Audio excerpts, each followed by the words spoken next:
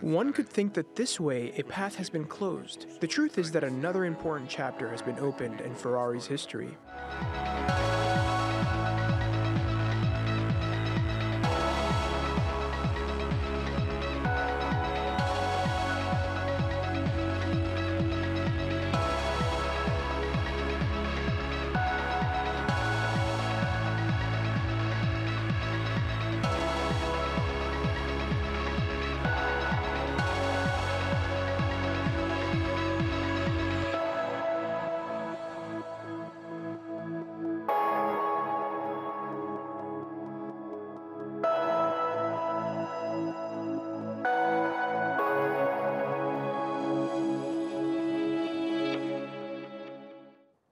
Joining me from Lisbon is Antonio Ferreira. He's the Automotive Chief Technology Officer at TechHQ, a technology and innovation consultancy.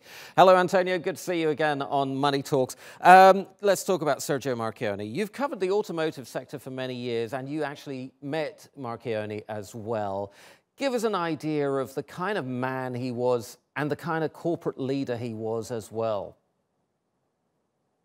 Hi, Asa. Really sad news for the automotive industry as a whole. Our thoughts and prayers go out to his family and friends for this difficult time. Even before his death, Marchionne was already considered a legend. Sergio was one of the most respected leaders in the industry. Without a doubt, his death marks the passing of one of the greatest turnaround managers of the past century, and probably marks the end of an era. His legacy is impressive in saving both Fiat and Chrysler through clever deal-making, sheer hard work. His creativity and determination helped restore Chrysler to financial health and grow Fiat into profitability. He saved two dying companies and several iconic brands in the process, but also saved the jobs of tens of thousands of people.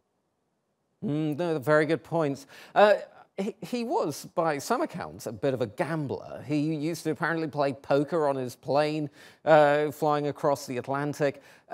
And the acquisition of Chrysler in 2009 was also a big gamble as well, wasn't it? It was by no means bound for success at that time. Correct. He rescued the American company from bankruptcy and doing it a lot better job than Daimler previously attempted. But there were plenty of doubters back then. But Marchionne's words quickly turned to results, which more or less became one of his trademarks. Chrysler updated their vehicle lineup at the time and was able to return to profitability. And Fiat Chrysler repaid the billions of dollars to US government loans in 6 years ahead of schedule, and did it even with interest. So nearly everyone credited Marchionne for this turnaround. Let's talk about the future. Mike Manley, he was the former head of the Jeep and the Ram brands. He's taken over just this week, just before Mr. Marchionne passed away. He's got a tough job on his hands, hasn't he?